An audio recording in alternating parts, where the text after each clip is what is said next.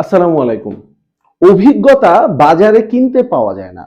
অভিজ্ঞ আপনি তখনই হবেন যখন দিনের পর দিন একটা কাজ করেই যাবেন, একইভাবে করে যাবেন, বিভিন্ন কন্ডিশনে করে যাবেন, বিভিন্ন অ্যাডভার্স সিচুয়েশনে করে যাবেন। তখনই কিন্তু আস্তে, আস্তে, আস্তে, আস্তে আপনি অভিজ্ঞ হবেন। বাংলায় অনেক সুন্দর, সুন্দর এই ধরনের আ আ এগুলোর উপমা দেওয়া আছে যে পুড়ে, পুড়ে কয়লা হয়েছে, হ্যাঁ?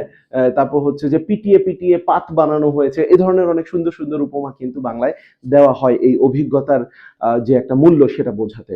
এবং সেই অভিজ্ঞতার মূল্যটা গতকালকে বিপিএল এ আমাদেরকে কিন্তু দেখিয়েছেন রংপুর রাইডার্সের ক্রিকেটাররা। হ্যাঁ, অবশ্যই মাহমুদুল্লাহ রিয়াদের কথা বললে এখন ভক্তরা অনেকেই তেড়ে আসেন যে এই পরশুদিনই তো এক বলে এক রান নিতে পারে নাই। কিন্তু কেন যেন দেখুন একটা খুব সিম্পল ব্যাপার বলি। মাহমুদুল্লাহ রিয়াদ পরশুদিন এক রান নিতে পারে নাই এক বলে।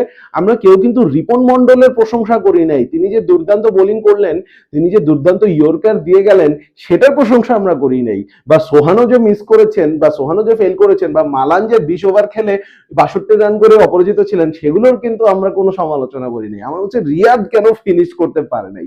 আবার গতকালকে যখন রিয়াদ ফাইনালি ফিনিশ করে আসলেন তখন আমরা সবাই বললাম যে মিরাজ একটা বাজে বোলার। মিরাজের জন্য রিয়াদ হচ্ছে যে এই রানগুলো করছে। আমার কাছে মনে হয় যে যেখানে আসলে ক্রেডিট দেওয়া যায় সেখানে ক্রেডিটটা দেওয়াটাই ভালো। যাই হোক, আমি মাহমুদুল্লাহ রিয়াদের প্রসঙ্গে আসবো। দুর্দান্ত খেলেছেন এবং মাহমুদুল্লাহ রিয়াদের ওই ইনিংসটাই কিন্তু গতকালকে বলা যেতে পারে যে সিলেটকে হারিয়ে দিয়েছে। একদম একা হাতে রিয়াদ কিন্তু হারিয়ে দিয়েছেন। খুশদিল ছিলেন অন্য প্রান্তে, সেখানেও কিন্তু আমরা বলতে পারি যে অভিজ্ঞতা খুশদিল হয়তো ইন্টারন্যাশনাল ক্রিকেটের বিচারে অত অভিজ্ঞ না, কিন্তু ফ্র্যাঞ্চাইজ লিগে বা বিপিএল এ তিনি কিন্তু বেশ অভিজ্ঞ একজন খেলোয়াড়। সুতরাং সেই অভিজ্ঞতার দামটা কিন্তু রংপুর রাইডার্স গতকালকে পেয়েছে।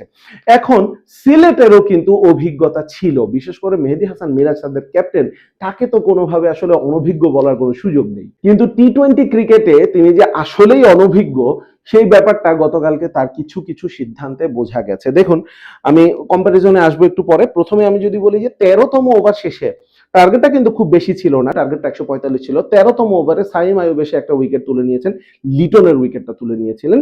13 ওভারে 78 3 উইকেটে, হ্যাঁ, অর্থাৎ 42 বলে 67 রান প্রয়োজন। আস্তে আস্তে খেলা কিন্তু টাইট হচ্ছে।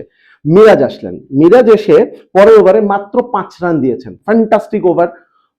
অর্থাৎ 36 বল থেকে 62 রান প্রয়োজন। এই সময় আপনি কাকে বোলিংয়ে আনবেন? 145 আপনার টার্গেট, টার্গেট অনেক বেশি বড় না।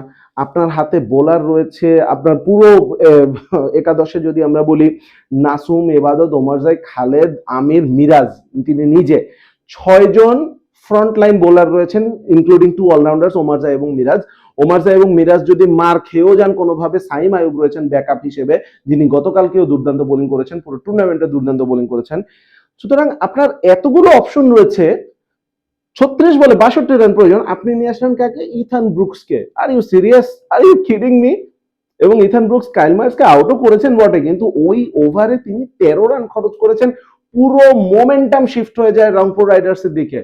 এবং মিরাজ, যিনি আগের ওভারেই মাত্র 5 রান দিয়েছেন, 2 ওভারে 16 রান মাত্র, তিনি পরের ওভারে এসে 19 রান বিলিয়েছেন। মাহমুদুল্লাহ তখনই কিন্তু তাকে টার্গেট করেছেন উইথ দ্য স্পিন, ডানহাতি স্পিনারকে, ডানহাতি ব্যাটার, তখনই কিন্তু তিনি টার্গেট করেছেন। সুতরাং মাহমুদুল্লাহ রিয়াদকে মিরাজ যে শুধুমাত্র তার বোলিং দিয়েই সুযোগ দিয়েছেন আপনাদের ভাষ্য মতে, সেটা না বলে আমার মনে হয় তার ক্যাপ্টেন্সিটাও এখানে একটা বড় ভূমিকা রেখেছে। আচ্ছা, আমি আমি কয়েকটা অপশনের কথা যদি বলি, পুরো বোলিং এর কথা তো বললাম। আচ্ছা, ধরলাম ধরলাম নাসুমকে তিনি দেন নাই কারণ ব্রুকসের ওভারটা আর কি, নাসুমকে তিনি দেন নাই কারণ কাইল মায়ার্স বাঁহাতি ব্যাটার, এই জন্য বাঁহাতি স্পিনারকে দেন নাই। যদিও এই যুক্তিটা ধোপে টিকবে না, কারণ মিরাজ নিজেই পরের ওভারে এসেছেন এবং ওই ডানহাতি স্পিনার ডানহাতি রিয়াদের কাছেই মার খেয়েছেন। ওমরজাই, আচ্ছা ধরলাম ওমরজাই 1 ওভারে 12 রান দিয়েছেন, এই জন্য ওমরজাইকে দিলাম না। আমার যদি পেস আনতে হয় তাহলে ভাই স্পিনার নিয়ে তো নাসুম, আমি বললাম যে আচ্ছা ঠিক আছে, নাসুমকে তিনি ম্যাচ আপের কথা চিন্তা করে দিলেন না। এবাদত রয়েছেন, এবাদত 1 ওভারে 11 রান দিয়েছেন, তাহলে ওমরজাইকে বাদ দিলে এবাদতকে কেন দেব না? কারণ ভাই এবাদতের পেস আছে, এবাদত হিট দ্য ডেক বল করতে পারেন। আচ্ছা ধরলাম আপনি এবাদতের উপরে ভরসা রাখতে পারছেন না। খালেদ, খালেদ তো ভালো বোলিংও করেছেন। সুতরাং আপনার হাতে এতগুলো অপশন রয়েছে। আচ্ছা মোহাম্মদ আমিরকে কেন বোলিং দেন নাই ভাই বলেন তো? এখন আপনি যদি বলেন যে মোহাম্মদ আমিরকে আমি শেষ দিকের জন্য রেখে দিয়েছি, ভাই টাইট ম্যাচ, কম টার্গেট, সেখানে যদি আপনার বেস বোলারকে আপনি শেষ দিকের জন্য রেখে দেন তাহলেও এটা বলবো যে একটা খুবই বাজে ক্যাপ্টেন্সি, এবং সেই জায়গাটাতেই কিন্তু মেহেদী হাসান মিরাজ তার যে অভিজ্ঞতা রয়েছে সেটাকে পুরোপুরি তিনি কাজে লাগাতে পারেন নাই। আন্ডারস্টেটমেন্ট হবে, আমি বলবো পুরোপুরি তিনি ব্যর্থ হয়েছেন। এবার আমি আসি আরেকটা জায়গা যেখানে রংপুর রাইডার্স দেখিয়েছে অভিজ্ঞতা জিনিসটা কি। 13 ওভারের কথা বলছিলাম, তো যেখানে রংপুর রাইডার্স চেজ করতে গিয়ে 13 ওভারে তাদের রান ছিল 78। আমরা যদি সিলেটের ইনিংসের দিকে তাকাই, সিলেটের ইনিংসে 13তম ওভারে তাদের রান ছিল 88, 10 রান এগিয়ে। 15তম ওভার শেষে তাদের রান ছিল 108, 6 উইকেট হাতে। 16তম ওভারে মৃত্যুঞ্জয় কড়া মার খেলো, 16 ওভার শেষে 122, 4 উইকেট হারিয়ে এখনো 6টা উইকেট হাতে রয়েছে, অর্থাৎ 4 ওভার বাকি রয়েছে, 6 উইকেট হাতে। এই জায়গা থেকে 160, 170 তো চোখ বন্ধ করে চলে যাওয়ার কথা। এইখানেই আসলো অভিজ্ঞতার খেল। বাকি 4টা ওভার নুরুল হাসান সোহান খুব সুন্দরভাবে সাজিয়ে রেখেছিলেন ফাহিম আশরাফ এবং মুস্তাফিজুর রহমানের জন্য। Mustafizur Rahman is one of the best death bowlers, বাংলাদেশে তো বেস্ট এবং one of the best death bowlers in the world right now. সুতরাং মুস্তাফিজুর রহমানের 2 ওভার যদি বাদও দেন, ফাহিম আশরাফ বিপিএল এ দুর্দান্ত খেলে থাকেন over the seasons after season. Fahim Ashraf বাংলাদেশে এসে এই বিপিএল এ কিন্তু ভালো পারফর্ম করছেন। সুতরাং ইন্টারন্যাশনাল ক্রিকেটে ফাহিম আশরাফ কি করেছেন সেটা নিয়ে আপনি আসলে বিপিএল এর তুলনা করলে ভুল করবেন। ফাহিম আশরাফ এই সিজনেও কিন্তু একটা 5 উইকেট হল পেয়েছেন।